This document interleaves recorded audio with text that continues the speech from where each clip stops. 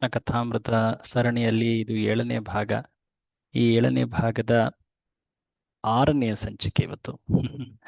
ಆ, ಅನೇಕ ತರಗತಿಗಳಲ್ಲಿ ನಾವು ಶ್ರೀಕೃಷ್ಣ ಮತ್ತು ಪಾಂಡವರ ನಡುವಿನ ಆ ಭಕ್ತಿಮಯ ಸಂಬಂಧವನ್ನು ಕಾಣ್ತಾ ಬಂದಿದ್ದೀವಿ. ಭಾಗವತದ ಪುರಾಣದ ಆಧಾರಿತವಾಗಿ ಏನೆಲ್ಲ ವರ್ಣನೆಗಳಿವೆ ಅವನ್ನೆಲ್ಲ ಸ್ವಲ್ಪ ನೋಡ್ತಾ ಬಂದಿದ್ದೀವಿ 10ನೇ ಸ್ಕಂದದಲ್ಲಿ. ಬನ್ನಿ ಈ ದಿನ ಚರ್ಚೆಯನ್ನು ಮುಂದುವರಿಸೋಣ. ಮೊದಲಿಗೆ ಪ್ರಾರ್ಥನೆಯನ್ನು ಹೇಳಿ. ಓಂ ಅಜ್ಞಾನತಿಮಿರಾಂಧಸ್ಯ ಜ್ಞಾನಾಂಜನಶಲಾಖಯ ಚಕ್ಷುರುನ್ಮೀಲಿತಂ ಯೇನ ತಸ್ಮೈ ಶ್ರೀಗುರವೇ ನಮಃ. ನಮಃ ಓಂ ವಿಷ್ಣುಪಾದಾಯ ಕೃಷ್ಣಪ್ರೇಷ್ಠಾಯ ಭೂತಲೆ ಶ್ರೀಮತೆ ಭಕ್ತಿವೇದಾಂತ ಸ್ವಾಮಿನ್ನಿತಿ ನಾಮಿನೇ. ನಮಸ್ತೆ ಸಾರಸ್ವತೆ ದೇವೆ ಗೌರವಾಣಿ ಪ್ರಚಾರಿಣೆ ನಿರ್ವಿಶೇಷ ಶೂನ್ಯವಾದಿ ಪಾಶ್ಚಾತ್ಯ ದೇಶತಾರಿಣೆ. ಜಯ ಶ್ರೀ ಕೃಷ್ಣ ಚೈತನ್ಯ ಪ್ರಭು ನಿತ್ಯಾನಂದ ಶ್ರೀ ಅದ್ವೈತ ಗದಾಧರ ಶ್ರೀವಾಸಾದಿ ಗೌರಭಕ್ತವೃಂದ. ಹರೇ ಕೃಷ್ಣ ಕೃಷ್ಣ ಕೃಷ್ಣ ಹರೇ ಹರೇ, ಹರೇ ರಾಮ ರಾಮ ರಾಮ ಹರೇ ಹರೇ. ಹೇ ಕೃಷ್ಣ ಕರುಣಾ ಸಿಂಧೋ ದೀನಬಂಧೋ ಜಗತ್ಪತೆ ಗೋಪೇಶ ಗೋಪಿಕಾ ಕಾಂತ ರಾಧಾ ಕಾಂತ ನಮೋಸ್ತುತೇ. ಹರೇ ಕೃಷ್ಣ. ಎಲ್ಲ ಭಕ್ತರಿಗೆ ಮತ್ತೊಮ್ಮೆ ಸ್ವಾಗತಿಸ್ತಾ ಈ ದಿನದ ಈ ಚರ್ಚೆ ಪಾಂಡವ ಪ್ರಿಯ 10ನೇ ಸ್ಕಂದದಲ್ಲಿ ಶ್ರೀಕೃಷ್ಣನ ಮತ್ತು ಪಾಂಡವರ ನಡುವಿನ ವಿಶೇಷ ಲೀಲೆಗಳು. ಆ ಅಧ್ಯಾಯದ ಸರಣಿಯನ್ನು ಈ ಪಾಂಡವ ಪ್ರಿಯ ಎಂದು ಹೆಸರಿಂದ ಇಲ್ಲಿ ಕರಿತಾ ಇದ್ದೀವಿ. ಪಾಂಡವ ಪ್ರಿಯ ಅಂದರೆ ಯಾರು ಪಾಂಡವರಿಗೆ ಅತ್ಯಂತ ಪ್ರಿಯನೋ, ಯಾರಿಗೆ ಪಾಂಡವರು ಅತ್ಯಂತ ಪ್ರಿಯರು, ಈ ಎರಡೂ ಅರ್ಥಗಳಲ್ಲಿ ನಾವು ಕಾಣೋದು ಆ ಶಬ್ದ, ಆ ಹೆಸರು ಶ್ರೀಕೃಷ್ಣನನ್ನ ಸಂಬೋಧಿಸುತ್ತೆ ಅಂತ. ಪಾಂಡವ ಪ್ರಿಯ. ಭಗವಂತನ ಹೆಸರುಗಳಲ್ಲಿ ಅನೇಕ ರೀತಿಯ ಹೆಸರುಗಳಿವೆ, ಅನೇಕ ಅನಂತ ಭಗವಂತನ ನಾಮಗಳಿವೆ, ದೇವರ ನಾಮಗಳು. ಅದರಲ್ಲಿ ಯಾವ ಹೆಸರುಗಳು ಭಗವಂತನ ಭಕ್ತರ ಸಂಬಂಧದಲ್ಲಿ ಹೇಳಲಾಗುತ್ತೋ ಅವು ಭಗವಂತನಿಗೆ ಅತಿ ಪ್ರಿಯ. ಹಿಂದೆ ಈ ಮಾತನ್ನು ನೋಡಿದ್ವಿ ನಾವು. ಯಶೋಧಾನಂದನ, ದೇವಕಿ ನಂದನ, ವಾಸುದೇವ, ರಾಧಾಕಾಂತ, ಅಲ್ವೇ? ಸೊ ಪಾರ್ಥ ಸಾರಥಿ, ಈ ರೀತಿಯಾದಂಥ ಹೆಸರುಗಳೇನಿವೆ ಇವೆಲ್ಲವೂ ಕೂಡ ಶ್ರೀಕೃಷ್ಣನಿಗೆ ಆತನ ಪ್ರಿಯ ಭಕ್ತರ ಸ್ಮರಣೆಯನ್ನ ನೀಡೋದ್ರಿಂದ ಶ್ರೀಕೃಷ್ಣ ಈ ಹೆಸರುಗಳಿಂದ ಯಾರು ಆತನನ್ನು ಕರೀತಾರೋ ಅವರ ಮೇಲೆ ಅತ್ಯಂತ ವಿಶೇಷ ಕೃಪೆಯನ್ನು ಕೂಡ ನೀಡ್ತಾನೆ. ಸೊ ಹಾಗಾಗಿ ಪಾಂಡವ ಪ್ರಿಯ ಎನ್ನುವ ಹೆಸರು ಶ್ರೀಕೃಷ್ಣನಿಗೆ ತುಂಬ ಇಷ್ಟವಾದಂತಹ ಹೆಸರು, ಯಾಕಂದರೆ ಅಲ್ಲಿ ಪಾಂಡವರ ಉಲ್ಲೇಖವಾಗ್ತಾ ಇದೆ. ಹಿಂದೆ ನಾವು ಈ ಒಂದು ವಿಶೇಷವಾದಂತಹ ಭಾಗವತದ ಶ್ಲೋಕವನ್ನು ನೆನೆದಿದ್ವಿ. ಈ ಶ್ಲೋಕ 1ನೇ ಸ್ಕಂದದಲ್ಲಿ ಬರ್ತದೆ. ಶ್ರೀಕೃಷ್ಣನ ಮತ್ತು ಪಾಂಡವರ ನಡುವಿನ ಸಂಬಂಧ ಅದು ಹೇಗಿತ್ತು ಅನ್ನೋದನ್ನ ಪಾಂಡವರ ಮೊಮ್ಮಗನಾದಂತಹ ಪರೀಕ್ಷಿತ ಆತ ಕೇಳ್ತಾ ಇದ್ದ. ತನ್ನ ರಾಜ್ಯದ ಭ್ರಮಣೆಯಲ್ಲಿ, ತನ್ನ ರಾಜ್ಯದಲ್ಲಿ ಆತ ಕೆಲವೊಮ್ಮೆ ವೇಷ ಮರೆಸಿಕೊಂಡು ಆತ ಪರ್ಯಟನೆ ಮಾಡ್ತಾ ಇದ್ದ. ಆಗ ಅಲ್ಲಿರುವಂತಹ ಜನರೆಲ್ಲರೂ ಕೂಡ ಪರೀಕ್ಷಿತನ ಪೂರ್ವಜರಾದಂತಹ ಮುತ್ತಾತರಾದಂತಹ ತಾತ ಮುತ್ತಾತರಾದಂತಹ ಪಾಂಡವರನ್ನ ನೆನೀತಾ ಇದ್ರು. ವಿಶೇಷವಾಗಿ ಶ್ರೀಕೃಷ್ಣ ಈ ಪಾಂಡವರ ಭಕ್ತಿಗೆ ಎಷ್ಟರ ಮಟ್ಟಿಗೆ ಆತ ಮಾರು ಹೋಗಿದ್ದ ಅದನ್ನ ಈ ಶ್ಲೋಕದಲ್ಲಿ ಹೇಳಲಾಗುತ್ತೆ. ಹಿಂದೆ ನೋಡಿದ್ವಿ ಈ ಶ್ಲೋಕ, ಬಟ್ ಈ ಶ್ಲೋಕ ತುಂಬಾ ಶ್ರೀಕೃಷ್ಣನ ಮತ್ತು ಪಾಂಡವರ ನಡುವಿನ ಸಂಬಂಧವನ್ನು ಉತ್ಕೃಷ್ಟವಾಗಿ ತೋರಿಸೋದ್ರಿಂದ ಇನ್ನೊಮ್ಮೆ ಇದನ್ನು ನಾವು ಇಲ್ಲಿ ನೆನೀತಾ ಸ್ಮರಣೆ ಮಾಡೋಣ ಬನ್ನಿ. ಸಾರಥ್ಯ ಪಾರ್ಷದ ಸೇವನ ಸಖ್ಯ ದೌತ್ಯ ವೀರಾಸನಾನುಗಮನ ಸ್ತವನ ಪ್ರಣಾಮಾನ್ ಸ್ನಿಗ್ಧೇಶು ಪಾಂಡುಷು ಜಗತ್ ಪ್ರಣತಿಂ ಚ ವಿಷ್ಣು ಭಕ್ತಿಂ ಕರೋತಿ ನೃಪತಿಶ್ಚರಣಾರವಿಂದೇ. ಸೊ ಇಲ್ಲಿ ಶ್ರೀಕೃಷ್ಣ ತನ್ನ ಭಕ್ತರಿಗೆ, ವಿಶೇಷವಾಗಿ ಪಾಂಡವರಿಗೆ ಆತ ಯಾವ ಯಾವ ಸೇವೆಗಳನ್ನ ಮಾಡ್ದ ಅನ್ನೋದನ್ನ ಇಲ್ಲಿ ಉಲ್ಲೇಖ ಮಾಡ್ತಾ ಇದ್ದಾರೆ. ಆತ ವಿಶೇಷವಾಗಿ ಅರ್ಜುನನ ಸಾರಥಿಯಾದ, ಪಾಂಡವರ ಜೊತೆಯಲ್ಲಿ ಅನೇಕ ಬಾರಿ ಆತ ಕಾಣಿಸ್ಕೊಳ್ತಾ ಇದ್ದ, ಪಾರ್ಷದನಾಗಿದ್ದ, ಅವರ ಸೇವಕನಾದ. ಆ, ಯುಧಿಷ್ಠಿರನ ಇಚ್ಛೆಗಳನ್ನ ಆಜ್ಞೆ ರೂಪದಲ್ಲಿ ಸ್ವೀಕರಿಸಿ ಆತ ಪೂರೈಸ್ತಾ ಇದ್ದ. ಆ, ವಿಶೇಷವಾಗಿ ಅರ್ಜುನನ ಸಖನಾಗಿದ್ದ, ಮಿತ್ರನಾಗಿದ್ದ. ಯಾಕಂದ್ರೆ ಅರ್ಜುನನ ಸಮವಯಸ್ಕನಾಗಿದ್ದರಿಂದ. ಆ, ಶ್ರೀಕೃಷ್ಣ ಪಾಂಡವರ ದೂತನಾದ.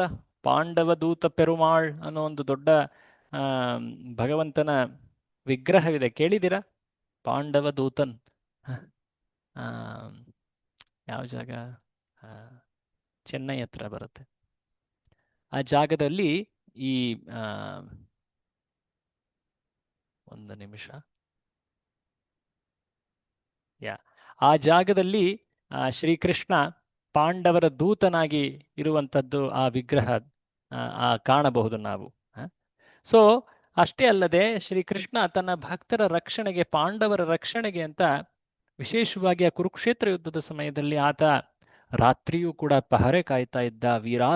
ವೀರಾಸನದಲ್ಲಿ ಅವರ ಸ್ತುತಿಯನ್ನ ಮಾಡ್ತಾ ಇದ್ದ, ಅವರಿಗೆ ಪ್ರಣಾಮಗಳನ್ನು ಸಲ್ಲಿಸ್ತಾ ಇದ್ದ. ಹೀಗೆ ಈ ಉತ್ಕೃಷ್ಟವಾದಂತಹ ಪಾಂಡವರ ಭಕ್ತಿಗೆ ಆತ ಎಷ್ಟರ ಮಟ್ಟಿಗೆ ಒಂದು ರೀತಿ ಕೃತಜ್ಞನಾಗಿದ್ದ ಅನ್ನೋದನ್ನು ಕಾಣಬಹುದು. ಏಕೆಂದರೆ ಪಾಂಡವರು ವಿಶೇಷ ಗುಣ, ಅದನ್ನ 3ನೇ ಸಾಲಿನಲ್ಲಿ ಹೇಳ್ತಾ ಇದ್ದಾರೆ, ಸ್ನಿಗ್ಧೇಶು ಪಾಂಡುಷು. ಈ ಪಾಂಡು ಪುತ್ರರೇನಿದ್ದಾರೆ ಪಾಂಡವರು 5 ಜನ, ಇವರೆಲ್ಲರೂ ಕೂಡ ಸ್ನಿಗ್ಧ ಭಾವದಲ್ಲಿದ್ದರು. ಆ ಶಬ್ದ ಬಹಳ ಮುಖ್ಯವಾದದ್ದು ಈ ಶ್ಲೋಕದಲ್ಲಿ. ಸ್ನಿಗ್ಧ. ಸ್ನಿಗ್ಧ ಅಂದ್ರೆ ಏನರ್ಥ? ಯಾರಿಗಾದ್ರೂ ಗೊತ್ತುಂಟಾ? ಸ್ನಿಗ್ಧ ಅಂದ್ರೆ ಏನು? ಹರೇ ಕೃಷ್ಣ. ಅನ್ಮ್ಯೂಟ್ ಮಾಡ್ಬೋದಾ ತಾವೆಲ್ಲರೂ? ಹರೇ ಕೃಷ್ಣ. ಓಕೆ, ಯಾರಾದರೂ ಹೇಳಲಿಕ್ಕೆ ಪ್ರಯತ್ನ ಮಾಡಿ. ಸ್ನಿಗ್ಧ ಅಂದ್ರೆ ಅರ್ಥ ಏನು?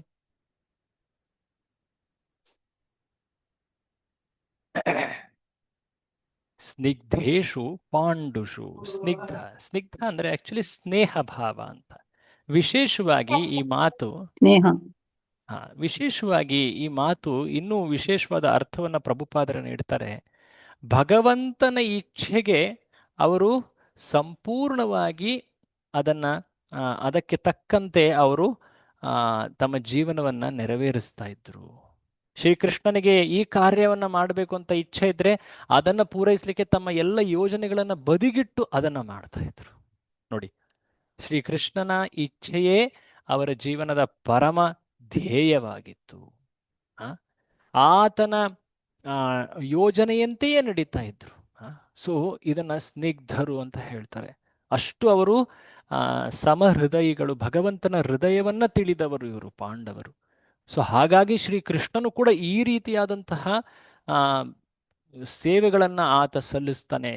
ಭಗವಂತ ಭಕ್ತನಿಗೆ ಎಂತೆಂತಹ ಸೇವೆಗಳನ್ನ ಮಾಡದ ಅನ್ನೋದನ್ನ ಈ ಶ್ಲೋಕದಲ್ಲಿ ನೋಡ್ಬೋದು. ಇದನ್ನೆಲ್ಲವನ್ನ ಆ ಪರೀಕ್ಷಿತರು ನೆನೀತ ಅವರು ಭಗವಂತನ ಭಕ್ತಿಯಲ್ಲಿ ತಲ್ಲೀನರಾಗ್ತಾ ಇದ್ದಾರೆ. ಭಕ್ತಿಂ ಕರೋತಿ ನೃಪತಿಶ್ಚರಣಾರವಿಂದೇ. ತುಂಬ ಸುಂದರವಾದಂತಹ ಶ್ಲೋಕ ಇದು. ನಮ್ಮ ಚರ್ಚೆಯಲ್ಲಿ ನಾವು ಇಲ್ಲಿವರೆಗೆ ನಾವು ಹಿಂದಿನ ಚರ್ಚೆಯಲ್ಲಿ ನಾವು ನೋಡ್ತಾ ಇದ್ವಿ, ಶ್ರೀಕೃಷ್ಣ ಶಾಲ್ವನ ವಧೆಯನ್ನ ನೆರವೇರಿಸ್ದ. ಅದಾದ ಮೇಲೆ ಅಲ್ಲಿಂದ ಆತ ಎಲ್ಲಿಗೆ ಬಂದ? ನೆನಪು ಮಾಡ್ಕೊಳ್ಳಿ. ಅಲ್ಲಿಂದ ಆತ ಯಾವ ಪ್ರದೇಶಕ್ಕೆ ಬರ್ತಾನೆ? ವೃಂದಾವನ. ವೃಂದಾವನಕ್ಕಿಂತ ಸ್ವಲ್ಪ ಹೊರಭಾಗ ಮಥುರೆ ಪ್ರದೇಶಕ್ಕೆ ಬರ್ತಾನೆ. ಮಥುರೆ ಪ್ರದೇಶದಲ್ಲಿ ದಂತವಕ್ರ ಆತ ಅಲ್ಲಿ ನಿಂತಿದ್ದಾನೆ ಕೃಷ್ಣನನ್ನ ಕೊಲ್ಲಲಿಕ್ಕೆ ಅಂತ. ಕೃಷ್ಣ ಆತನ ಸಂಹಾರ ಮಾಡ್ತಾನೆ. ಆ ನಂತರ ಆತನ ಸಹೋದರನಾದಂತಹ ಮಿತ್ರನಾದಂತಹ ಈ ವಿದೂರತ ಬರ್ತಾನೆ, ಆತನನ್ನು ಕೂಡ ವಧೆ ಮಾಡ್ತಾನೆ. ನಿನ್ನೆ ನಾವು ಆ ಚರ್ಚೆಯಲ್ಲಿ ನೋಡಿದ್ವಿ, ಶ್ರೀಕೃಷ್ಣ ಇಷ್ಟು ವೃಂದಾವನದ ಬಳಿ ಬಂದಿದ್ದಾನೆ. ವಿಶೇಷವಾಗಿ ಈಗ ದ್ವಾರಕವಾಸಿಗಳು ಆತನ ಜೊತೆಯಲ್ಲಿಲ್ಲ. ವಸುದೇವ, ದೇವಕಿಯರು ಅವರೆಲ್ಲರೂ ಕೂಡ ದ್ವಾರಕೆಯಲ್ಲಿದ್ದಾರೆ. ಸೊ ಅನೇಕ ಬಾರಿ ಆತ ದ್ವಾರಕೆಯಿಂದ ವೃಂದಾವನಕ್ಕೆ ಹೋಗ್ಲಿಕ್ಕೆ ಅಂತ ಪ್ರಯತ್ನಿಸಿದಾಗಲೆಲ್ಲ ದ್ವಾರಕೆಯ ಭಕ್ತರು ಆತನನ್ನ ತಡೆ ಹಿಡಿತಾ ಇದ್ರು. ಯಾಕೆ ತಡೆ ಹಿಡಿತಾ ಇದ್ರು? ಯಾಕೆ ಅವರಿಗೆ ವೃಂದಾವನದ ಭಕ್ತರ ಮೇಲೆ ಅಸೂಯೇನಾ? ಹೇಳಿ ಹರೇ ಕೃಷ್ಣ. ವೃಂದಾವನಕ್ಕೆ ಹೋಗ್ಬಿಟ್ರೆ ಅವನು ಬರದೇ ಇಲ್ಲ ಮತ್ತೆ ಅಂತ. ಯಾಕೆ ಬರುವುದಿಲ್ಲ? ಗೋಪಿಯರೊಡನೆ ಅಷ್ಟು ಸ್ನೇಹ ಸಂಬಂಧ, ಗೋಪ ಬಾಲಕರ ಜೊತೆ ಅವನ ಒಡನಾಟ, ಅವನು ತುಂಬಾ ಸಖ್ಯದ ಭಾವದಲ್ಲಿ ಇರ್ತಾನೆ, ಅಲ್ಲಿ ಒಡನಾಟ ತುಂಬಾ ಆ ಭಕ್ತಿ ಏನಿದೆ, ವೃಂದಾವನದ ಭಕ್ತಿ, ಅದು ಅತ್ಯಂತ ನೈಸರ್ಗಿಕ ಭಕ್ತಿ ಅದು. ಕೃಷ್ಣ ಭಗವಂತ ಅಂತ ಪೂಜಿಸುವ ಭಾವ ಅಲ್ಲ ಅದು. ಕೃಷ್ಣ ಕೃಷ್ಣ ಅಂತ ಪೂಜಿಸುವ ಭಾವ ಅದು. ಕೃಷ್ಣನ, ಆತನ ನಿಜ ವ್ಯಕ್ತಿತ್ವ, ಆತನ ಗುಣಗಳನ್ನು ಕಂಡು ಪೂಜಿಸುವಂತಹ ಅಥವಾ ಸ್ತುತಿಸಿ ಅಥವಾ ಆತನನ್ನು ಸಂತುಷ್ಟಿಪಡಿಸೋಕೆ ಪ್ರಯತ್ನಿಸುವಂತಹ ಭಾವ ಅದು. ಅದು ನೈಸರ್ಗಿಕ ಭಕ್ತಿ ಅದು. ಬೇರೆಲ್ಲೆಡೆ ಶ್ರೀಕೃಷ್ಣನ ಶಕ್ತಿಯನ್ನ, ಮಹಿಮೆಯನ್ನ ಕಂಡು ಆ ಆ, ಎಲ್ಲರೂ ಕೂಡ ತಲೆಬಾಗಿ ಆತನ ಸ್ತುತಿಯನ್ನ ಮಾಡ್ತಾರೆ. ದ್ವಾರಕೆಯಲ್ಲೂ ಕೂಡ ಕೆಲವೊಮ್ಮೆ ಆ ರೀತಿಯಾದಂತಹ ಭಕ್ತಿ ಕಾಣಸಿಗುತ್ತೆ. ಆದರೆ ವೃಂದಾವನದಲ್ಲಿ ಶ್ರೀಕೃಷ್ಣ ಆತ ನಮ್ಮವ, ಆತ ವೃಂದಾವನದವನು, ಆತ ನಮ್ಮ ಕುಲದವನು, ಆತ ಗೊಲ್ಲ ಬಾಲಕ, ಈ ರೀತಿಯಾದಂತಹ ಭಾವದಲ್ಲಿ ಆತನನ್ನ ನೈಸರ್ಗಿಕವಾಗಿ ಪ್ರೀತಿ ಮಾಡ್ತಾರೆ ಇವರು. ಯಾರು? ವೃಂದಾವನದ ಭಕ್ತರು. ಸೊ ಅಂತಹ ಪ್ರೀತಿ, ಐಶ್ವರ್ಯ ರಹಿತ ಪ್ರೇಮ ಅಂತ ಹೇಳ್ತಾರೆ. ಐಶ್ವರ್ಯದ ಜ್ಞಾನ ಕೆಲವೊಮ್ಮೆ ಪ್ರೇಮವನ್ನ ಶಿಥಿಲ ಮಾಡತ್ತೆ. ಹಾಗಾಗಿ ಆ ಭಕ್ತಿ, ಐಶ್ವರ್ಯ ಪೂರಕವಾದಂತಹ ಐಶ್ವರ್ಯದ ಆಧಾರದ ಮೇಲೆ, ಆ ಜ್ಞಾನದ ಆಧಾರದ ಮೇಲೆ ಇರೋ ಭಕ್ತಿ, ಅದು ನನಗೆ ಅಷ್ಟು ಸಂತುಷ್ಟಿ ನೀಡೋದಿಲ್ಲ. ಆದರೆ ಈ ವೃಂದಾವನದ ಭಕ್ತರ ಭಕ್ತಿ ಅದು ನೈಸರ್ಗಿಕ ಭಕ್ತಿ ಅಂತ ಶ್ರೀಕೃಷ್ಣ ಹೇಳಿದ್ದಾನೆ. ಸೊ ಹಾಗೆ ಆತ ಈಗ ವೃಂದಾವನಕ್ಕೆ ಬಂದ. ಅಲ್ಲಿ ಎಷ್ಟು ದಿನ ಇದ್ದ ನೆನಪು ಮಾಡ್ಕೊಂಡಿದ್ರೆ ಹರೇ ಕೃಷ್ಣ? ಎಷ್ಟು ದಿನ ಇದ್ದ ಅಲ್ಲಿ? 2 ತಿಂಗಳು. 2 ತಿಂಗಳು ಇದ್ದ. 2 ತಿಂಗಳಲ್ಲಿ ಆತ ಅನೇಕ ಆ ಮುಂಚಿನ ಲೀಲೆಗಳನ್ನೆಲ್ಲ ಆ ರೀತಿಯಲ್ಲೇ ಆತ ಅಲ್ಲಿ ಲೀಲಾ ವಿನೋದವನ್ನ ಮಾಡ್ತಾನೆ. ಆನಂತರ ಆ ಭಕ್ತರನ್ನ ಮತ್ತೊಮ್ಮೆ ವಿರಹದಲ್ಲಿಡದೆ ಅವರನ್ನ ಆಧ್ಯಾತ್ಮಿಕ ಜಗತ್ತಿಗೆ ಕರೆದೊಯ್ತಾನೆ. ಅಪ್ರಕಟ ರೂಪದಲ್ಲಿ ಇನ್ನೊಂದು ವಿಸ್ತಾರದಲ್ಲಿ ಅವರು ಕೂಡ ವೃಂದಾವನದಲ್ಲೇ ಉಳಿತಾರೆ. ಈತನು ಕೂಡ ಇನ್ನೊಂದು ವಿಸ್ತಾರದಲ್ಲಿ ಅಪ್ರಕಟ ಲೀಲೆಯಲ್ಲಿ ಅಲ್ಲೇ ಉಳಿತಾನೆ. ಇನ್ನೊಂದು ರೂಪದಲ್ಲಿ ಆತ ಪ್ರಕಟ ರೂಪದಲ್ಲಿ ದ್ವಾರಕೆಗೆ ಮರಳುತ್ತಾನೆ ಅಲ್ವಾ? ಇದೆಲ್ಲ ನಾವು ನೋಡಿದ್ವಿ. ಅದಾದ ಮೇಲೆ ಇನ್ನೊಂದು ವಿಷಯ ಅಲ್ಲಿ ಬಂತು. ಬಲರಾಮ ಆತ ತೀರ್ಥಯಾತ್ರೆಗೆ ಅಂತ ಹೋಗಿದ್ದ. ಅಲ್ಲಿ ಹೋಗ್ತಾ ರೋಮಹರ್ಷಣನ ವಧೆಯ ಪ್ರಸಂಗವು ಬರ್ತದೆ. ಅದನ್ನ ನಾವು ನೆನ್ನೆ ನೋಡಿದ್ವಿ ಅಲ್ವೇ? ನೈಮಿಷಾರಣ್ಯ ಕ್ಷೇತ್ರದ ಬಳಿ ಬಂದಾಗ ಆಗ ರೋಮಹರ್ಷಣನನ್ನ ಕಂಡು, ಯಾಕೆ ರೋಮಹರ್ಷಣನನ್ನ ಕಂಡು ಬಲರಾಮ ಕುಪಿತನಾದ? ಬಹಳ ಮುಖ್ಯವಾದಂತಹ ಮಾತಿದೆ ಇಲ್ಲಿ ನೋಡಿ. ಈತ ಒಬ್ಬ ವೇದಜ್ಞನಾಗಿದ್ದ, ಪುರಾಣದ ಜ್ಞಾನವನ್ನು ತಿಳಿದವನು, ಇತಿಹಾಸ, ಧರ್ಮಶಾಸ್ತ್ರ ಎಲ್ಲವನ್ನ ತಿಳಿದವನು, ವ್ಯಾಸ ಮಹರ್ಷಿಯ ಶಿಷ್ಯ ಈತ. ಆದರೆ ಆತ ಹೃದಯದಲ್ಲಿ ಗರ್ವಿತನಾಗಿದ್ದ. ಅದಾಂತಸ್ಯ ಅವಿನೀತಸ್ಯ ವೃಥಾ ಪಂಡಿತ ಮಾನಿನಃ. ಮನಸ್ಸು, ಇಂದ್ರಿಯಗಳ ಮೇಲೆ ಹತೋಟಿ ಇಲ್ಲ, ವಿನೀತನಾಗಿಲ್ಲ. ಅಷ್ಟೇ ಅಲ್ಲದೆ ಆತ ತನ್ನನ್ನು ತಾನು ಮಹಾಪಂಡಿತ ಅಂತ ತಿಳ್ಕೊಂಡಿದ್ದಾನೆ. ಹಾಗಾಗಿ ಬಲರಾಮ ಈ ಭಾವವನ್ನು ತಿಳಿದು ಆತನಿಗೆ ಶಿಕ್ಷೆಯನ್ನು ನೀಡಲಿಕ್ಕೆ ಆತ ಅಸ್ತ್ರಗಳ ತ್ಯಾಗವನ್ನ ಮಾಡಿದ್ರೂ ಕೂಡ ಒಂದು ತೃಣವನ್ನ, ಹುಲ್ಲನ್ನು ಹಿಡಿದು ಆ ದಂಡವನ್ನ ನೀಡ್ತಾನೆ, ಮರಣದಂಡವನ್ನ ನೀಡ್ತಾನೆ. ಸೊ ಅದಾದ ಮೇಲೆ ಅಲ್ಲಿದ್ದಂತಹ ಋಷಿಗಳೆಲ್ಲರೂ ಕೂಡ ಅವರು ಬಲರಾಮನಿಗೆ ವಿನಂತಿಸ್ತಾರೆ, ದಯವಿಟ್ಟು ನೀವು ಮಾಡಿದಂತಹ ಕಾರ್ಯ ಅದು ಸ್ವಚ್ಛಂದವಾದದ್ದು, ನೀವು ಸರ್ವಸ್ವತಂತ್ರರು, ಅದರಲ್ಲಿ ಯಾವುದೇ ದೋಷ ಇಲ್ಲ.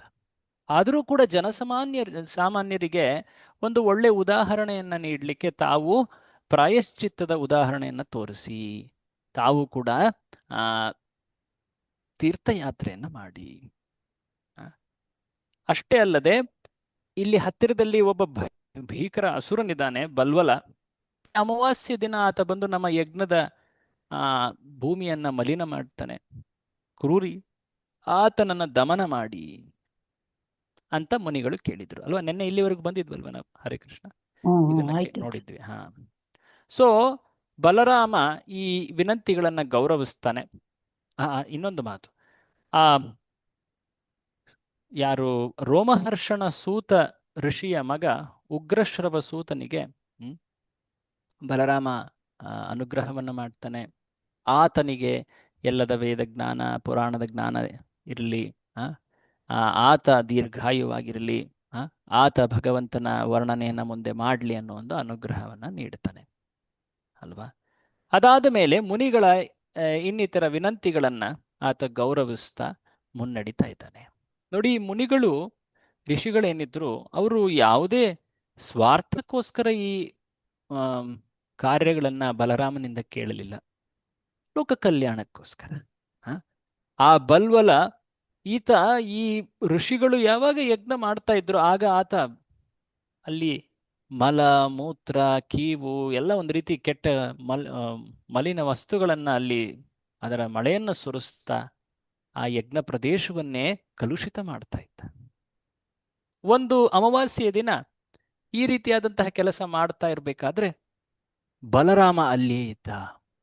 ಆತ ತಕ್ಷಣವೇ ಬಹಳ ವಿಶೇಷವಾಗಿ ಇದರ ವರ್ಣನೆಯನ್ನ ಭಾಗವತದಲ್ಲಿ ಹೇಳಲಾಗ್ತದೆ.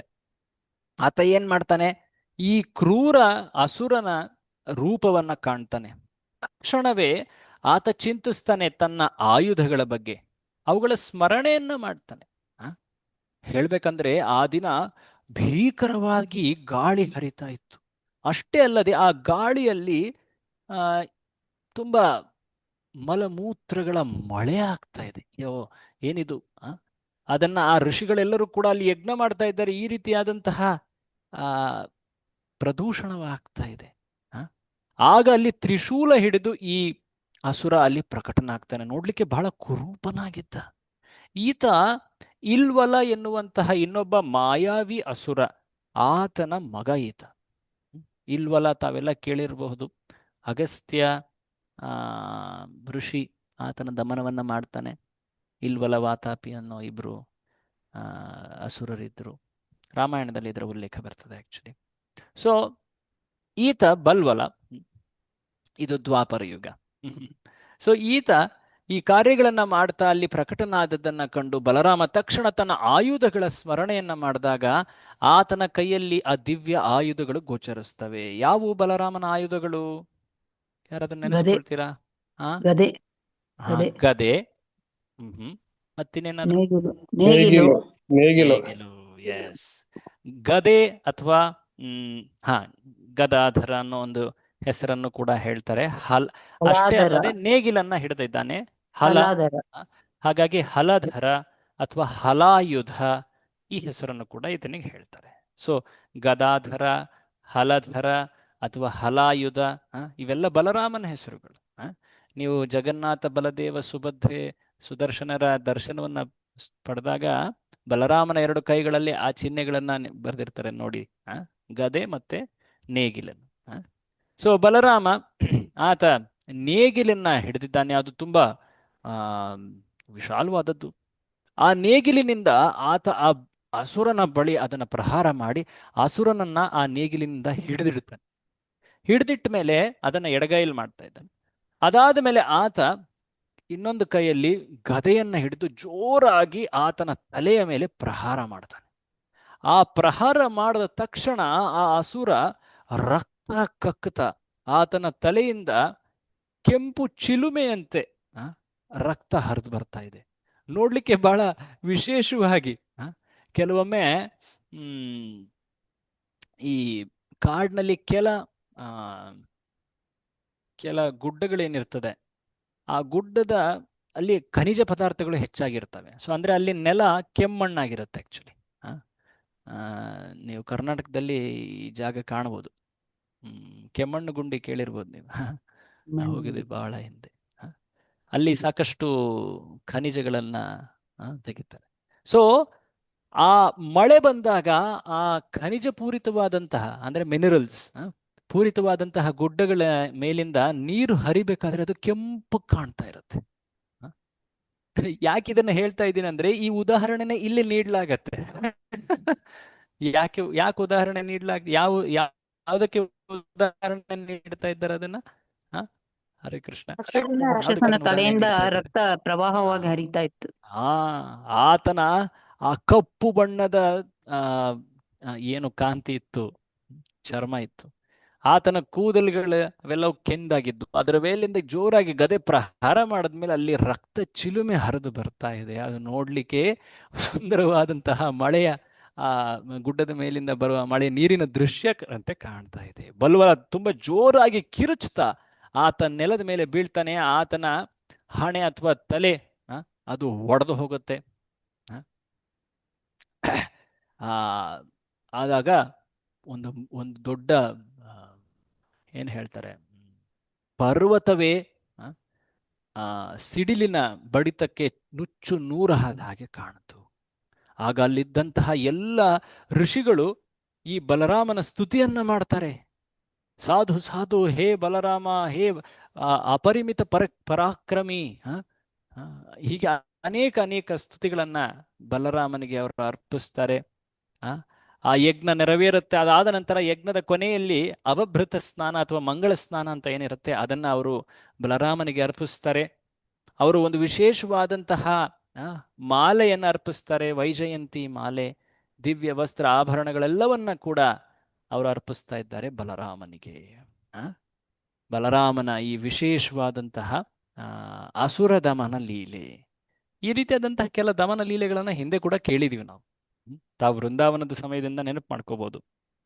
ಯಾವ್ಯಾವ ಅಸುರರನ್ನ ಬಲರಾಮ ನಿಗ್ರಹಿಸಿದ್ದ ಅಥವಾ ವಧೆ ಮಾಡಿದ್ದ? ಧೇನುಕಾಸುರ, ಯಾರು? ಧೇನುಕಾಸುರ, ಧೇನುಕಾಸುರ, ಧೇನುಕಾಸುರ, ಮತ್ತೆ ಪ್ರಲಂಬಾಸುರ, ಪ್ರಲಂಬಾಸುರ, ಮತ್ತೆ ಅದಾದ್ಮೇಲೆ ಇನ್ಯಾರ್ಯಾರು ಮಥುರೆ ದ್ವಾರಕೆಯಲ್ಲೂ ಕೂಡ ಸಿಗ್ತಾರೆ ನಿಮ್ಗೆ?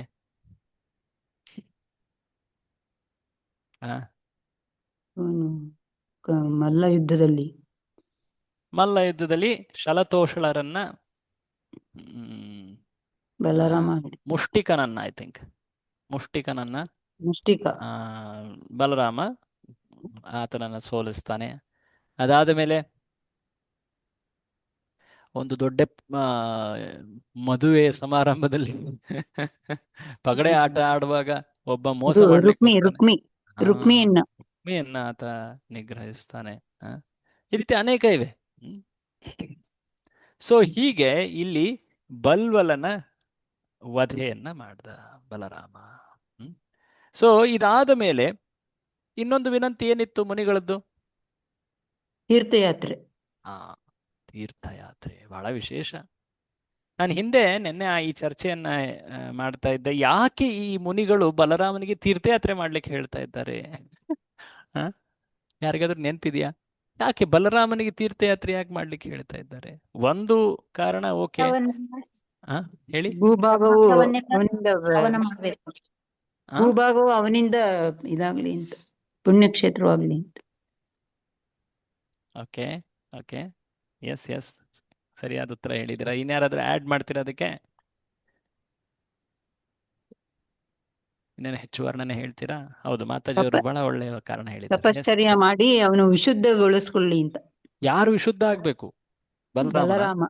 ಆತ ಮಲಿನವಾಗಿದ್ನ ಅಥವಾ ಪಾಪ ಅಲ್ಲ, ಪೂರ್ಣ? ಅವನು ಪ್ರಾಯಶ್ಚಿತ್ತದಿಂದ ವಿಶುದ್ಧವಾಗ್ಲಿ ಅಂತ.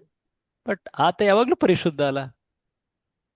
ಆತನಿಗೆ ಯಾವ ಮುನಿಗಳು ಮಲಿನತೆ ಹೇಳ್ತಾರೆ, ಬಂದಿದೆ? ಯಾತ್ರಾ ಸ್ಥಳಗಳಲ್ಲಿ ಸ್ನಾನ ಮಾಡಿ ತಪಶ್ಚರ್ಯನ್ನು ನಡೆಸು, ಅದರಿಂದ ನೀನು ವಿಶುದ್ಧಿಗೊಳಿಸುವೆ. ಯಾರನ್ನ ವಿಶುದ್ಧಿಗೊಳ್ಳುವೆ ಅಂತ ಹೇಳ್ತಾ ಇದ್ದಾರೆ ಮುನಿಗಳು. ಬ್ರಹ್ಮಾಂಡವನ್ನು, ಇಡೀ ಬ್ರಹ್ಮಾಂಡವನ್ನು. ಆಕ್ಚುಲಿ ಅವರು ಹೊರರೂಪದಲ್ಲಿ ಆ ಮಾತನ್ನ ಹೇಳ್ತಾ ಇದ್ದಾರೆ. ನಿನ್ನೆ ಅದರ ಅರ್ಥವನ್ನ ನಾವು ನೋಡ್ತಾ ಇದ್ವಿ. ಅವರಿಗೆ ಗೊತ್ತುಂಟು, ಈ ವಧೆಯನ್ನ ಮಾಡಿದ್ರೂ ಕೂಡ, ಆ ರೋಮಹರ್ಷಣನ ಆ ಬ್ರಾಹ್ಮಣನ ಹತ್ಯೆಯನ್ನ ನೀವು ಮಾಡಿದ್ರೂ ಕೂಡ ನೀವು ಪಾಪರಹಿತರೇ. ಯಾಕೆಂದ್ರೆ ನೀವು ಸರ್ವ ಸ್ವತಂತ್ರರು. ನೀವು ಮಾಡಿರೋ ಕಾರ್ಯದ ಹಿಂದೆ ಒಂದು ಮುಖ್ಯ ಉದ್ದೇಶ, ಎಲ್ಲರ ಒಳಿತಿರುತ್ತೆ. ಜಗತ್ತಿಗೆ ಒಂದು ಪಾಠ ಕಲಿಸ್ಲಿಕ್ಕೆ ಅದು ಮಾಡಿದ್ರೆ ನೀವು. ಅದೇ ರೀತಿಯಲ್ಲಿ ಇನ್ನೊಂದು ಉದಾಹರಣೆಯನ್ನ ಕೂಡ ನೀವು ನೀಡಿ, ಪ್ರಾಯಶ್ಚಿತ್ತದ ಉದಾಹರಣೆಯನ್ನ ಅಂತ ಕೇಳಿದ್ರು ಅವರು.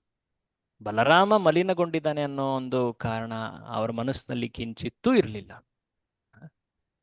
ಅಷ್ಟೇ ಅಲ್ಲದೆ ಇನ್ನೊಂದು ಕಾರಣ ನಾವು ನೆನ್ನೆ ನೋಡ್ತಾ ಇದ್ವಿ, ಕೆಲವರು ಹೇಳಿದ್ರಿ, ತುಂಬಾ ಸಂತೋಷ.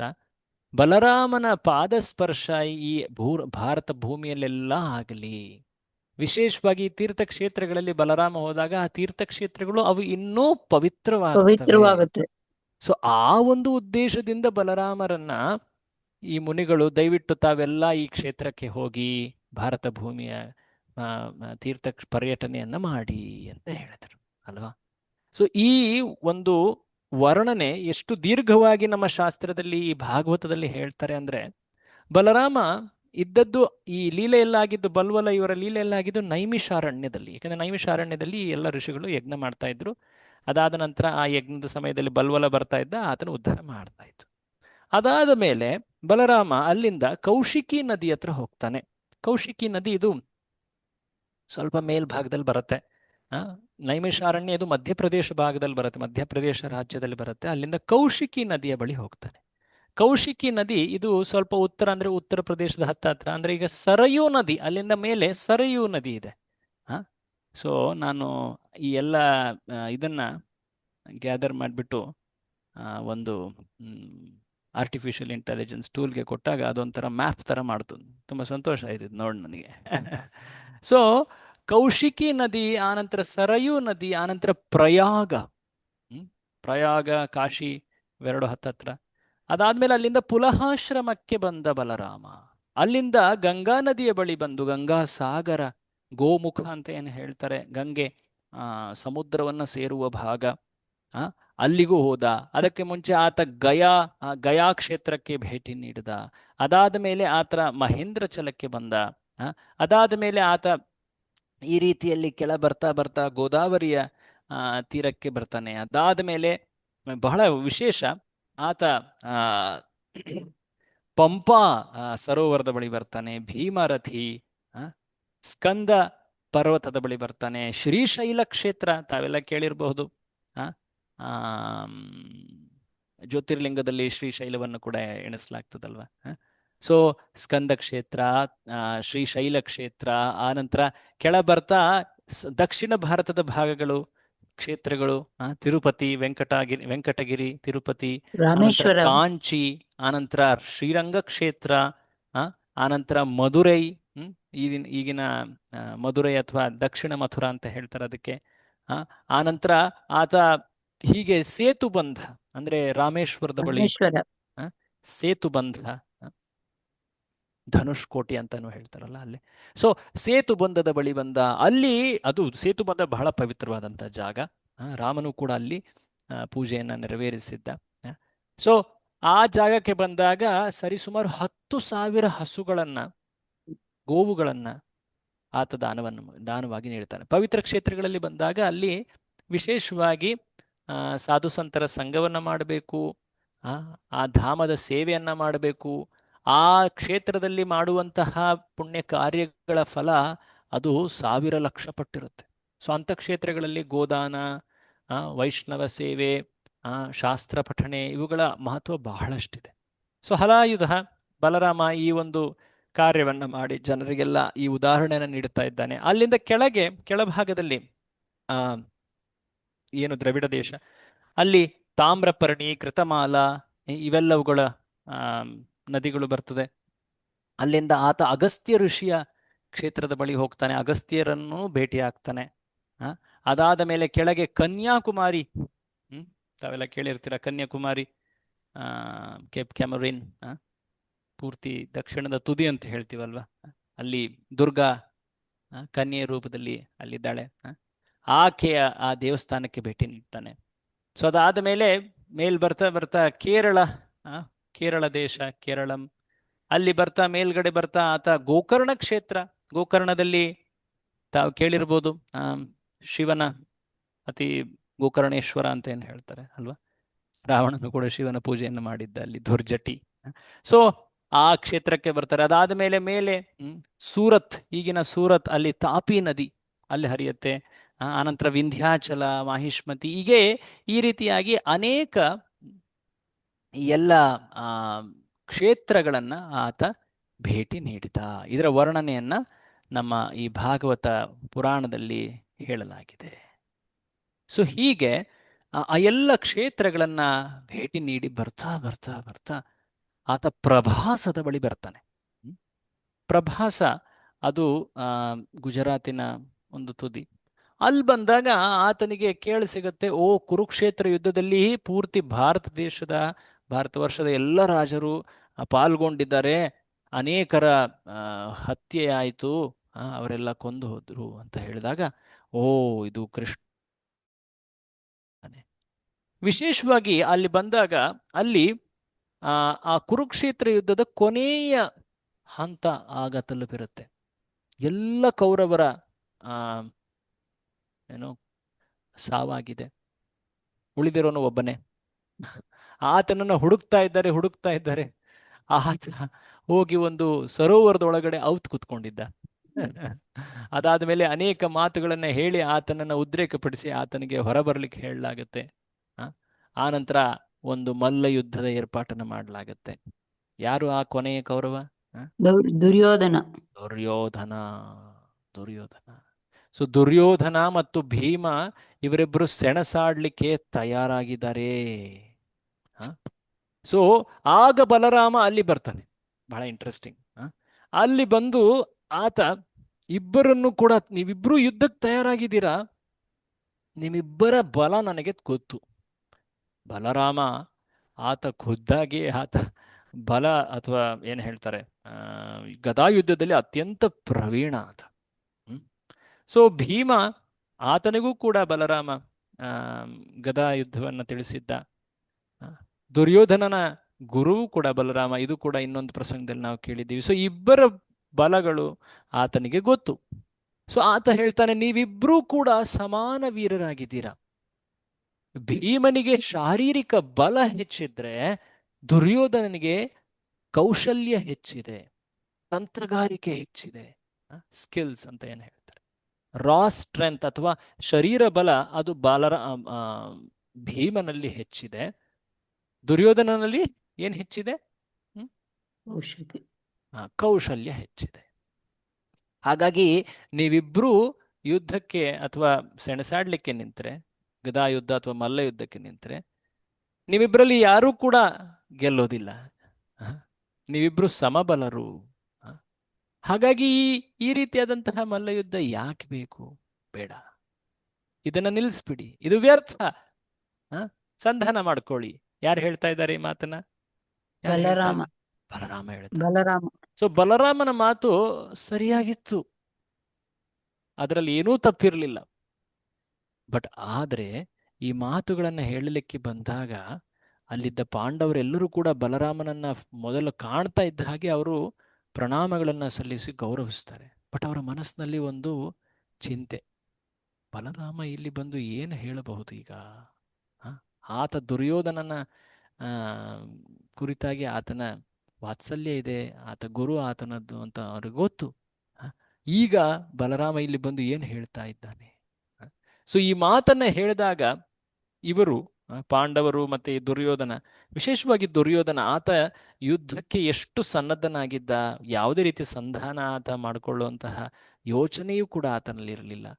ಹಾಗಾಗಿ ಆ ಮಲ್ಲ ಯುದ್ಧ ಅನಿವಾರ್ಯವಾಗಿತ್ತು.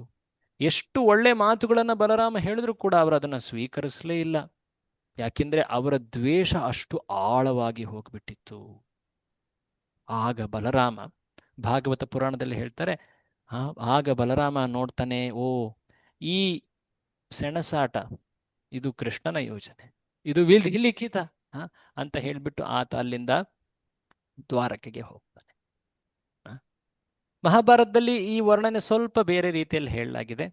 ಆ ಮಲ್ಲ ಯುದ್ಧದ ಸಮಯದಲ್ಲಿ ಕೃಷ್ಣನು ಕೂಡ ಅಲ್ಲಿರ್ತಾನೆ. ಆ ಯುದ್ಧ ನಡೀತಾ ನಡೀತಾ ನಡೀತಾ ಇಬ್ರು ಸಮಬಲರಾಗಿರೋದ್ರಿಂದ ಸಾಕಷ್ಟು ಸಮಯದವರೆಗೆ ಇಬ್ರು ಹೊಡೆದಾಡ್ತಾ ಇದ್ದಾರೆ. ಕೃಷ್ಣ ಭೀಮನಿಗೆ ಒಂದು ಸನ್ನೆಯನ್ನ ಮಾಡ್ತಾನೆ. ಗೊತ್ತಾ ಯಾರಿಗಾದ್ರು? ಮಹಾಭಾರತದಲ್ಲಿ ಬರುತ್ತೆ. ಹೇಗೆ ಆತ ಜರಾಸಂಧನನ್ನ ಕೊಲ್ಲಲಿಕ್ಕೆ ಸನ್ನೆಯನ್ನ ಅಥವಾ ಸಂಕೇತವನ್ನು ಸಾಯ್ತಾನವನು ಅಂತ ಹೇಳ್ತಾನೆ. ಕೃಷ್ಣ ತನ್ನ ತೊಡೆಯನ್ನ ಪಟ್ಟು ಶೆಡ್ ಹೊಡಿತಾನೆ. ಶೆಡ್ ಹೊಡಿಯೋದು ಅಂತಾರೆ ನಮ್ ಕಡೆ. ಸೊ ತೊಡೆಯ ಮೇಲೆ ಜೋರಾಗಿ ಆತ ತನ್ನ ಕೈಯಿಂದ ತಟ್ತಾನೆ. ಆಗ ಗೊತ್ತಾಗತ್ತೆ ಆ ಒಂದು ಜಾಗ ಬಿಟ್ಟು ಬೇರೆ ಎಲ್ಲ ಜಾಗ ವಜ್ರಕಾಯವಾಗಿಬಿದೆ ಈ ದುರ್ಯೋಧನದ್ದು. ಹಾಗಾಗಿ ಅದನ್ನು ಹೊಡಿಬೇಕು. ಆದ್ರೆ ಮಲ್ಲ ಯುದ್ಧದ ನಿಯಮಗಳಲ್ಲಿ ಸೊಂಟದ ಕೆಳಗೆ ಗದಾ ಪ್ರಹಾರ ಮಾಡಬಾರದು. ಸೊ ಹಾಗಿದ್ದಲ್ಲಿ ಏನ್ ಮಾಡ್ಬೇಕು? ಸೊ ಭೀಮ ಬಹಳ ಚತುರ. ಯಾವಾಗ ಈ ದುರ್ಯೋಧನ ಹಾರ್ತನೋ ಆಕಾಶದಲ್ಲಿ, ಆ ಹಾರಿದ ಸಮಯದಲ್ಲಿ ಮೇಲ್ ಹೊಡೆಯೋಕೆ ಅನ್ನೋ ರೀತಿಯಲ್ಲಿ ಗದೆಯನ್ನ ಪ್ರಹಾರ ಮಾಡಿ ಆ ಗದೆ ಆತನ ತೊಡೆಯ ಮೇಲೆ ಜೋರಾಗಿ ಬೀಳೋ ರೀತಿ ಆತ ಪ್ರಹಾರ ಮಾಡ್ತಾನೆ. ಹೊರರೂಪದಲ್ಲಿ ಜನರಿಗೆ ಹೇಗಂತ ಭಾಸ ಆಗತ್ತೆ, ಅರೆ ದುರ್ಯೋಧನ ಆಕಾಶದಲ್ಲಿ ಹಾರಿದ್ದ ಆ ಸಮಯದಲ್ಲಿ ಹೊಡೆಯಲಾಯಿತು, ಭೂಮಿ ಮೇಲೆ ನಿಂತಾಗ ಸೊಂಟದ ಮೇಲೆ ಏನು ಹೊಡಿಲ್ಲ, ಸೊಂಟದ ಕೆಳಗೆ ಹೊಡಿಲ್ಲ ಇಲ್ಲ. ಬಟ್ ಆಕ್ಚುಲಿ ಭೀಮನ ಉದ್ದೇಶನೂ ಅದೇ ಆಗಿತ್ತು. ಯಾಕಂದ್ರೆ ಈ ಕ್ರೂರಿ ದುರ್ಯೋಧನ ಎಷ್ಟು ಕಪಟಿಯಾಗಿದ್ದ, ಎಂತಹ ವಿಧಾನಗಳನ್ನು ಅನುಸರಿಸಿ ಆತ ಪಾಂಡವರನ್ನ ಅನ್ಯಾಯ ಒಂದು ರೀತಿ ಕಷ್ಟದಲ್ಲಿ ದೂಡಿದ್ದ. ಸೊ ಆತನ ಒಂದು ಪ್ರತಿಜ್ಞೆ ಕೂಡ ಇತ್ತಲ್ವಾ, ನೆನಪಿದೆಯಾ ಆ ಪ್ರತಿಜ್ಞೆ? ಏನ್ ಪ್ರತಿಜ್ಞೆ ಇತ್ತು ನಮ್ಮ ಭೀಮನದ್ದು? ಆ? ದ್ರೌಪದಿಗೆ ದುರ್ಯೋಧನನ ಆ ದುರ್ಯೋಧನನ ತೊಡೆ ಮುರಿತೀನಿ. ತೊಡೆ ಮುರಿತೀನಿ ಅಂತ ಹೇಳಿದ್ದ. ದುಶ್ಯಾಸನ ರಕ್ತ ಕುಡಿತೀನಿ, ಆತನ ತೊಡೆಯನ್ನು ಮುರಿತೀನಿ, ದುರ್ಯೋಧನನ ತೊಡೆಯನ್ನು ಮುರಿತೀನಿ ಅಂತ ಆ ದ್ಯೂತ ಪ್ರಸಂಗ ಪಗಡೆ ಆಟದ ಸಮಯದಲ್ಲಿ ಪ್ರತಿಜ್ಞೆ ತಗೊಂಡಿದ್ದ.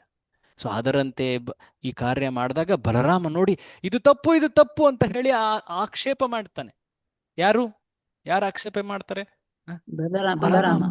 ಅಲ್ಲಿದ್ದವ್ರು ಎಲ್ಲರೂ ಕೂಡ ಶಭಾಷ್ ಶಭಾಷ್ ಅಂದ್ರೆ ಬಲರಾಮ ಆಕ್ಷೇಪ ಮಾಡ್ತಾನೆ. ಆತನಿಗೆ ಗೊತ್ತಿತ್ತು ಇದು ನಿಯಮಬದ್ಧವಾಗಿಲ್ಲ ಅಂತ. ಬಟ್ ಕೃಷ್ಣ ಹೋಗಿ ಬಲರಾಮನ್ಗೆ ಅನೇಕ ಮಾತುಗಳಿಂದ ತಿಳಿಸ್ತಾನೆ, ಈ ಕ್ರೂರಿ ದುರ್ಯೋಧನ ಎಷ್ಟು ಕಪಟಿಯಾಗಿದ್ದ, ಏನೆಲ್ಲ ಕಾರ್ಯಗಳನ್ನ ಮಾಡಿದ್ದಾನೆ ಅಣ್ಣ, ಇದು ಸರಿಯಾಗಿದೆ, ಸಮಂಜಸವಾಗಿದೆ, ಸ್ವೀಕರಿಸು ಅಂತ ಹೇಳಿ ಸಾಂತ್ವನ ಮಾಡ್ತಾನೆ. ಸೊ ಇದು ಮಹಾಭಾರತದಲ್ಲಿ ಈ ರೀತಿಯಾದಂತಹ ವರ್ಣನೆ ಕೂಡ ಬರ್ತದೆ. ಭಾಗವತದಲ್ಲಿ ಹೇಳಲಾಗುತ್ತೆ ಆತ ದ್ವಾರಕೆಗೆ ತೆರಳದ ಅಂತ. ಅದು ಏನಿವೆ ಇದಾದ ಮೇಲೆ ಆಯಿತು. ಸೊ ಹೀಗೆ ಬಲರಾಮ ಅಲ್ಲಿಂದ ತೆರಳದವನು ದ್ವಾರಕೆಗೆ ಹೋದ. ದ್ವಾರಕೆಗೆ ಹೋದಿ ಒಂದು ಸ್ವಲ್ಪ ದಿನ ಆದಮೇಲೆ ಆತ ಮತ್ತೆ ನೈಮಿಷಾರಣ್ಯಕ್ಕೆ ಹೋಗ್ತಾನೆ. ಯಾಕಂದ್ರೆ ಅಲ್ಲಿ ಆ ಋಷಿಗಳು ಕೆಲ ಮಾತುಗಳನ್ನ ಹೇಳಿದ್ರಲ್ವ ಅವನಿಗೆ, ಅವರನ್ನ ಮತ್ತೊಮ್ಮೆ ಭೇಟಿಯಾಗ್ಲಿಕ್ಕೆ ಅಂತ ಹೋಗ್ತಾನೆ. ಅವರ ಯಜ್ಞವನ್ನ ನೆರವೇರಿಸ್ತಾನೆ.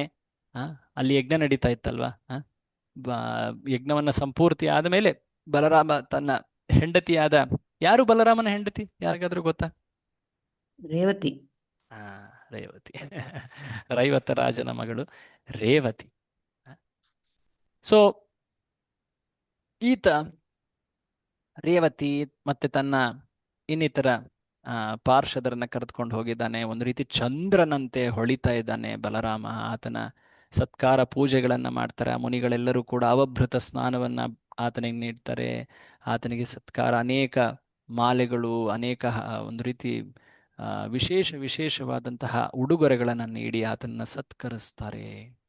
ಹೀಗೆ ಬಲರಾಮನ ಆ ಬಲ್ವಲ ವಧೆ, ಆನಂತರ ಈ ರೋಮಹರ್ಷಣನ ನಿಗ್ರಹ, ಅದೆಲ್ಲವೂ ಕೂಡ ಅಲ್ಲಿ ಹೇಳಲಾಗತ್ತೆ.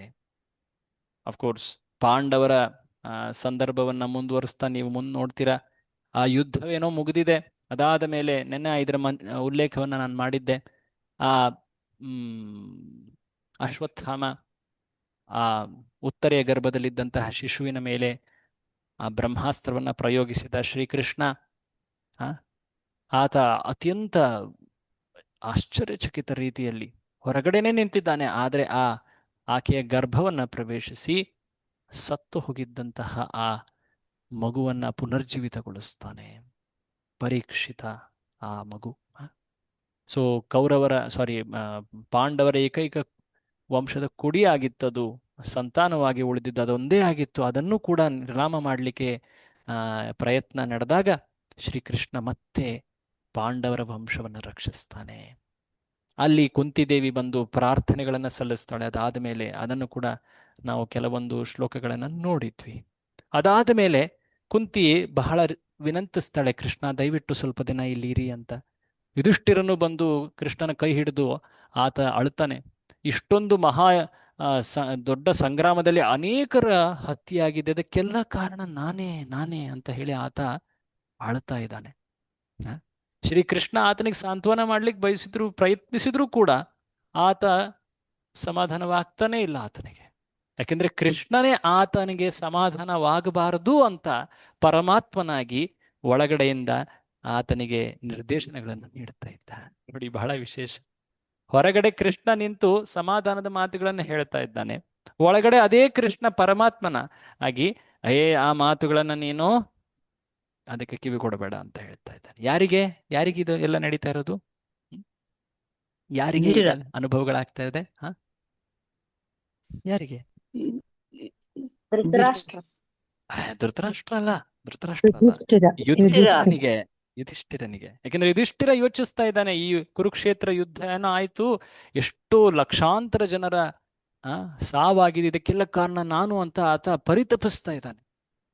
ಸೊ ಆತನ ಆ ಶೋಕವನ್ನ ನಿರ್ಮೂಲನೆ ಮಾಡಲಿಕ್ಕೆ, ಆತನಿಗೆ ಸಾಂತ್ವನ ನೀಡಲಿಕ್ಕೆ ಶ್ರೀಕೃಷ್ಣ ಆತನನ್ನ ಮತ್ತೆ ಯುದ್ಧ ಭೂಮಿಯ ಕಡೆ ಕರ್ಕೊಂಡು ಹೋಗ್ತಾನೆ. ಯಾಕೆಂದ್ರೆ ಅಲ್ಲಿ ಒಬ್ಬ ಮಹಾನ್ ಭಕ್ತ ಆತನಿಗಾಗಿ ಕಾಯ್ತಾ ಇದ್ದ, ಭೀಷ್ಮ ಪಿತಾಮಹ. ಆ ಭೀಷ್ಮನ ಮುಖದಿಂದ ಯುಧಿಷ್ಠಿರನಿಗೆ ಧರ್ಮದ ಮಾತುಗಳನ್ನ ಆತ ನೀಡುತ್ತಾನೆ. ಅದು ಶಾಂತಿ ಪರ್ವ, ಮಹಾಭಾರತದ ಅತ್ಯಂತ ವಿಸ್ತೃತ ಚರ್ಚೆ. ಅದು ಎಲ್ಲ ರೀತಿಯ ಧರ್ಮಗಳ ವರ್ಣನೆಯನ್ನು ಅಲ್ಲಿ ಮಾಡಲಾಗ್ತದೆ. ಅದರ ಕೊನೆಯಲ್ಲಿ ಅತಿ ಅದ್ಭುತವಾದಂತಹ ಆ ರಚನೆ, ಶ್ರೀ ವಿಷ್ಣುವಿನ 1000 ಹೆಸರುಗಳು, ನಾಮಗಳ ರಚನೆ, ವಿಷ್ಣು ಸಹಸ್ರನಾಮ, ಅದನ್ನ ಹೇಳ್ತಾನೆ ಯಾರು? ಭೀಷ್ಮ. ಭೀಷ್ಮ. ಅದಾದ ಮೇಲೆ ಭಾಗವತದಲ್ಲಿ ಇನ್ನಷ್ಟು ವಿಶೇಷ ಶ್ಲೋಕಗಳನ್ನ ಉಲ್ಲೇಖ ಮಾಡ್ತಾರೆ.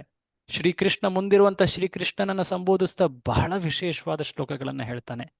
ಈತ ಸಾಮಾನ್ಯನಲ್ಲ, ನಿಮ್ಮೊಳಗಡೆ ನಿಮ್ಮೊಡನೆಯೇ ಈತ ಒಂದು ರೀತಿ ಗೊತ್ತಾಗದಂತೆ ಚಲಿಸ್ತಾ ಇದ್ದಾನೆ. ಆದ್ರೆ ಈತ ಆದಿನಾರಾಯಣ, ನಾರಾಯಣನಿಗೂ ಮೂಲ ಈತ. ಈತ ಶ್ರೀಕೃಷ್ಣ ಪರಮ ಪುರುಷೋತ್ತಮ ಅವತಾರಿ ಪುರುಷ ಈತ. ಹೀಗೆ ಯುಧಿಷ್ಠಿರ ಸಾಂತ್ವನಗೊಳ್ತಾನೆ. ಮತ್ತೆ ರಾಜ್ಯ ಕರ್ತವ್ಯಗಳನ್ನು ಆತ ನೆರವೇರಿಸ್ತಾನೆ. ಶ್ರೀಕೃಷ್ಣ ಮತ್ತೊಮ್ಮೆ ಯುಧಿಷ್ಠಿರನ ಮೂಲಕ 3 ಅಶ್ವಮೇಧ ಯಜ್ಞಗಳನ್ನು ಮಾಡಿಸ್ತಾನೆ. ಮುಂಚೆ ರಾಜಸೂಯ ಯಜ್ಞವನ್ನು ನೆರವೇರಿಸಿದ್ದ, ಈಗ 3 ಅಶ್ವಮೇಧ ಯಜ್ಞಗಳನ್ನು ಮಾಡಿಸ್ತಾನೆ. ಆ ಅಶ್ವಮೇಧ ಯಜ್ಞಗಳಿಂದ ಯುಧಿಷ್ಠಿರ ಎಷ್ಟು ಪ್ರಖ್ಯಾತಿಯನ್ನ ಪಡಿತಾನೆ ಅಂದ್ರೆ ಆ ಸ್ವರ್ಗರಾಜ ಇಂದ್ರನಿಗಿಂತ ಪ್ರಸಿದ್ಧನಾಗ್ಬಿಡ್ತಾನೆ. ಯಾಕೆಂದ್ರೆ ಶ್ರೀಕೃಷ್ಣನ ಸಂತುಷ್ಟಿಗೋಸ್ಕರ ಅವುಗಳನ್ನ ಮಾಡಲಾಗಿತ್ತು. ಶ್ರೀಕೃಷ್ಣ ಅವುಗಳನ್ನ ನೆರವೇರಿಸ್ತಾನೆ. ನೋಡಿ, ಕೃಷ್ಣ ಆತನ ಸಂತುಷ್ಟಿಗೆ 3 ಯಜ್ಞಗಳನ್ನ ಮಾಡಿ 100 ಯಜ್ಞಗಳನ್ನ ಮಾಡಿದ್ದಂತಹ ಇಂದ್ರನಿಗಿಂತ ಹೆಚ್ಚು ಪ್ರಸಿದ್ಧಿಯನ್ನ ಪಡೆದ. ಯಾರು ಈ ಪ್ರಸಿದ್ಧಿಯನ್ನ ಪಡೆದವರು? ಯುಧಿಷ್ಠಿರ. ನೋಡಿ, 3 ಯಜ್ಞಗಳನ್ನ ಮಾಡಿ 100 ಯಜ್ಞಕ್ಕಿಂತ ಹೆಚ್ಚು ಪ್ರಸಿದ್ಧಿಯನ್ನ ಪಡೆದ ಯುಧಿಷ್ಠಿರ. ಇದರ ವರ್ಣನೆ ಎಲ್ಲ ಭಾಗವತದಲ್ಲಿ ಬರುತ್ತೆ 1ನೇ ಸ್ಕಂದದಲ್ಲಿ. ಸೊ ಈ ರೀತಿಯಾಗಿ ಅತ್ಯಂತ ಸಂಪದ್ಭರಿತವಾದಂತಹ ಆ ಧರ್ಮಭೂಮಿ ಯುಧಿಷ್ಠಿರ ಆಳ್ವಿಕೆ ಮಾಡ್ತಾ ಇದ್ದಾನೆ. ಅಲ್ಲಿರುವಂತಹ ಪ್ರತಿಯೊಂದು ಜೀವಿಯು ಅತ್ಯಂತ ಸಂತಸದಲ್ಲಿದೆ. ಹಸುಗಳು ಹಾಲನ್ನ ಕರೀದೇನೆ ಹಾಲನ್ನ ಸುರಿಸ್ತಾ ಇದ್ದಾವೆ, ಅವುಗಳು ನದಿಯಂತೆ ಹರಿತಾ ಇದ್ದಾವೆ. ಪ್ರತಿಯೊಂದು ನೈಸರ್ಗಿಕ ಈ ಅಂಶಗಳೆಲ್ಲವೂ ಕೂಡ ತಾವೇ ಅತ್ಯಂತ ಸಂತೋಷದಲ್ಲಿ ಫಲಗಳನ್ನು ನೀಡುತ್ತಾ ಇದ್ದಾವೆ. ಖನಿಜಗಳು, ವನ ಸಂಪತ್ತು, ಸಸ್ಯ ಸಂಪತ್ತು, ಪ್ರಾಣಿ ಪಶು ಪಕ್ಷಿಗಳು ಎಲ್ಲವೂ ಕೂಡ. ಮನುಷ್ಯರ ಬಗ್ಗೆ ಏನು ಹೇಳೋದು? ಮನುಷ್ಯರೆಲ್ಲರೂ ಕೂಡ ನಮಗೆ ಮುಕ್ತಿಯೂ ಬೇಡ, ಈ ಯುಧಿಷ್ಠಿರನ ಆಳ್ವಿಕೆ ಇದೇ ನಮಗೆ ಪರಮ ಪ್ರಾಪ್ತಿ ಅಂತ ಹೇಳಿ ಅತ್ಯಂತ ಸಂತೋಷದಲ್ಲಿದ್ದಾರೆ.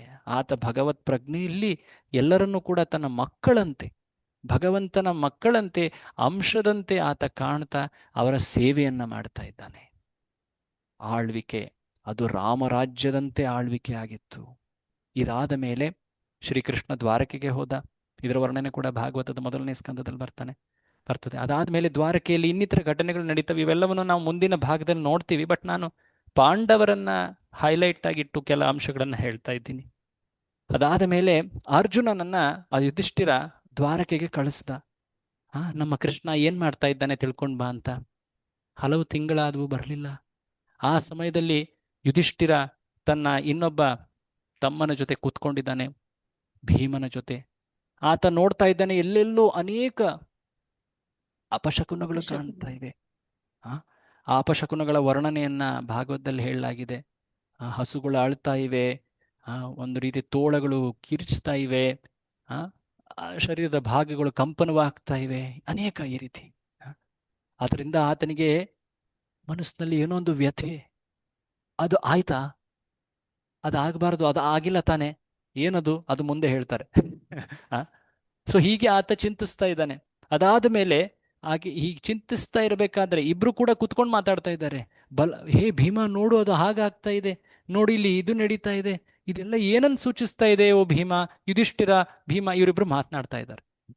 ಆಗ ಅಲ್ಲಿ ನಮ್ಮ ಅರ್ಜುನ ಬರ್ತಾನೆ. ಅರ್ಜುನ ಬಂದಾಗ ಆತನ ಮುಖ ಪೂರ್ತಿ ಬಿಳುಪಾಗಿ ಹೋಗ್ಬಿಟ್ಟಿತ್ತು. ಯಾವುದೇ ಕಾಂತಿಯೇ ಇಲ್ಲದಂತೆ ಆತ ಕಾಂತಿಹೀನನಾಗಬಿಟ್ಟಿದ್ದ. ಪೇಲ್ ಅಂತ ಹೇಳ್ತಾರೆ ಇಂಗ್ಲಿಷಲ್ಲಿ. ಆತನನ್ನ ಕಂಡು ಪೂರ್ತಿ ಶೋಕ ಮಡುಗಟ್ಟು ಬಿಟ್ಟಿದೆ ಆತನ ಮುಖದಲ್ಲಿ. ಅದನ್ನ ಕಂಡು ಯುಧಿಷ್ಠಿರ ಅನೇಕ ಪ್ರಶ್ನೆಗಳನ್ನ ಕೇಳ್ತಾನೆ. ಯಾಕೆ? ಯುದ್ಧದಲ್ಲಿ ಏನಾದ್ರೂ ಸೋಲಾಯ್ತಾ? ದಾನವನ್ನ ನೀಡ್ಲಿಕ್ಕೆ ಆಗ್ಲಿಲ್ವಾ? ಅಬಲರ ರಕ್ಷಣೆಯನ್ನ ಮಾಡ್ಲಿಕ್ಕೆ ಆಗ್ಲಿಲ್ವಾ? ಏನಾಯ್ತು ನಿನ್ನಿಂದ? ಅಥವಾ ನಿನ್ನ ಆ ಅತ್ಯಂತ ಪ್ರಿಯ, ನಿನ್ನ ಪ್ರಾಣವೇ ಆಗಿರುವ, ಪ್ರಾಣಕ್ಕಿಂತಲೂ ಹೆಚ್ಚು ಪ್ರಿಯನಾಗಿರುವ ಆ, ಆ ವ್ಯಕ್ತಿ ಕಣ್ಮರೆಯಾಗಿದ್ದಾನ. ಯಾರವನು? ಶ್ರೀಕೃಷ್ಣ. ಶ್ರೀಕೃಷ್ಣ ಮತ್ತೆ ಅಂತರ್ಧಾನನಾದ್ನ, ಆತ ಮರಳಿ ಹೋದ್ನ ಅಂತ ಹೇಳ್ತಾ ಇದ್ದ ಹಾಗೆ ಅಲ್ಲಿ ತಕ್ಷಣವೇ ಅರ್ಜುನ ಅತ್ಯಂತ ಶೋಕದಲ್ಲಿ ತಪ್ತನಾಗಿ ಅಳ್ತಾನೆ. ಅಲ್ಲಿ ಆತ ಎಲ್ಲವನ್ನ ಹೇಳ್ತಾನೆ. ಹೇಗೆ ಯದುವಂಶದ ಕೊನೆಯಾಯಿತು, ಶ್ರೀಕೃಷ್ಣನು ಕೂಡ ಅಂತರ್ಧಾನನಾದ, ಇವೆಲ್ಲವನ್ನ ಹೇಳ್ತಾನೆ. ಅದಾದ ಮೇಲೆ ಪಾಂಡವರು, ಯಾಕೆಂದ್ರೆ ಕೃಷ್ಣನಿಲ್ಲ ಅಂದ ತಕ್ಷಣನೇ ಅವರಿಗೆ ಗೊತ್ತಾಯಿತು, ಈಗ ನಾವು ಕೂಡ ನಮ್ಮ ಮುಂದಿನ ಹೆಜ್ಜೆಯನ್ನು ತಗೊಳ್ಬೇಕು. ಅವರು ಅಲ್ಲಿ ನಿವೃತ್ತರಾಗ್ತಾರೆ. ಮಹಾಪ್ರಸ್ಥಾನ ಅಂತ ಮಹಾಭಾರತದಲ್ಲಿ ಇದನ್ನ ವರ್ಣನೆ ಮಾಡಲಾಗ್ತದೆ. ಎಲ್ಲರೂ ಕೂಡ ಯುಧಿಷ್ಠಿರ ಪರೀಕ್ಷಿತನನ್ನ ರಾಜ್ಯನಾಗಿ ನೇಮಿಸಿ, ಆತ ಮತ್ತೆ ಭೀಮ, ಅರ್ಜುನ ಎಲ್ಲರೂ ಕೂಡ ಹಿಮಾಲಯದ ಕಡೆಗೆ ಅವರು ನಡೀತಾರೆ. ಅದಾದ ಮೇಲೆ ಪಾಂಚಾಲಿಯೂ ಕೂಡ ನಡೀತಾಳೆ. ಕುಂತಿ, ಆಕೆ ಹೊರ ಹೋಗದೇ ಇದ್ರೂ ಕೂಡ ಭಗವಂತನನ್ನ ಸ್ಮರಿಸ್ತಾ ಆಕೆಯೂ ಕೂಡ ಭಗವಂತನ ಧ್ಯಾನದಲ್ಲಿ ಭಗವದ್ಧಾಮವನ್ನು ಪಡೀತಾಳೆ.